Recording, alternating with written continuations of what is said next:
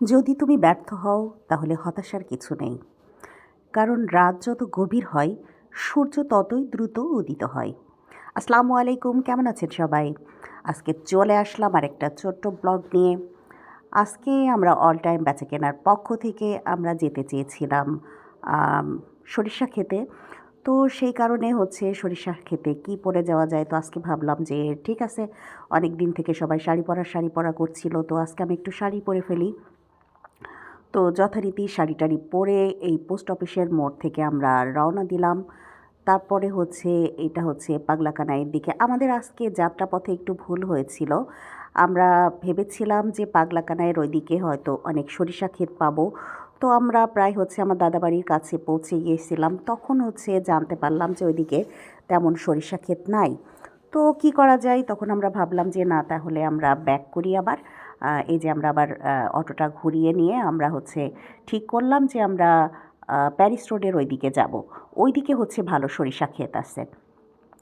আমাদের অটো চালাচ্ছিল যে ভাই, উনি আমাদেরকে এই ইনফরমেশানটা দিল। তো যথারীতি আমরা হচ্ছে ব্যাক করলাম। আর আমরা আসলে সত্যি কথা বলতে প্রচুর হাসাহাসি করছিলাম, কারণ মেয়েরা এক জায়গায় হলে যেটা হয় আর কি। তো যাই হোক, সেই কথাই না যাই।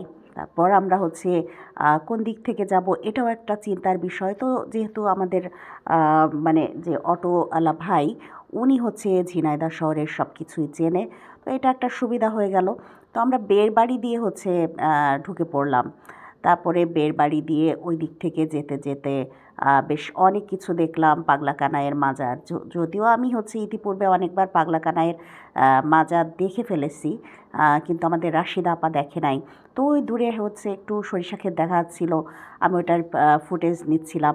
ফুটেজ একবার নেওয়ার পরে দেখলাম যে আমি আসলে ভিডিওটা অনই করিনি। তো এইখানে আমরা এটা নিয়ে সবাই খুব হাসাহাসি করছিলাম। তারপর তেঁতুলতলা বাজার হয়ে আমরা এই যে সরিষা ক্ষেতে পৌঁছে গেছি। প্যারিস রোড থেকে একটু সামনে এসে হাতের ডান দিকে এখানে না মাঠের পর মাঠ, শুধু তাকালেই হলুদ। তারপরে হচ্ছে আমরা এখানে আমরা জানি না যে আসলে ওই পাশ থেকে আরও নামার পথ আছে, তো আমরা না বুঝতে পেরে এই পথ দিয়ে নেমে গিয়েছি। তো আমি এখানে রীতা দিদিকে একটু বলছিলাম যে রীতা দিদি একটু আপনি হলো আমাকে ভিডিও করে দেন।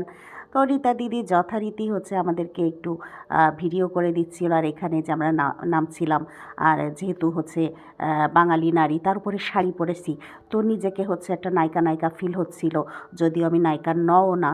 তো যাই হোক, আপনারা হাসবেন না আমার এই কথা শুনে। শাড়ি পরলে মানে মেয়েরা আসলে একটু নিজেকে মনে হয় ওরকম ফিল করে।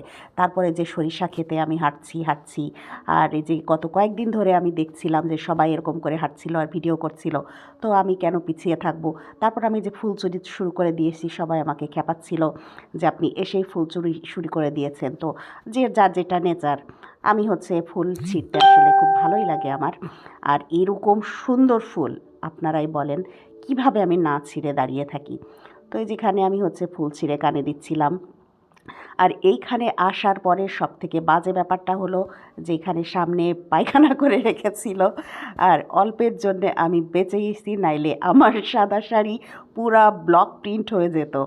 মানে রাশিদা আপা হচ্ছে দেখছিল যে এখানে হচ্ছে পায়খানা করে রাখছে, নাইলে একদম আমার আজকে যাতা অবস্থা হয়ে যেত।